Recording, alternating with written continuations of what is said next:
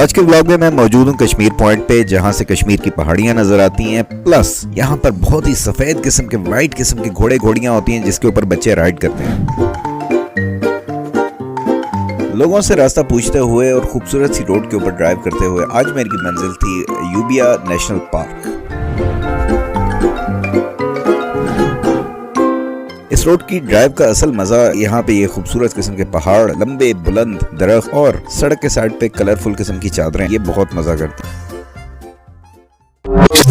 ایک پلان انسان کا ہوتا ہے اور ایک پلان اوپر والے کا ہوتا ہے۔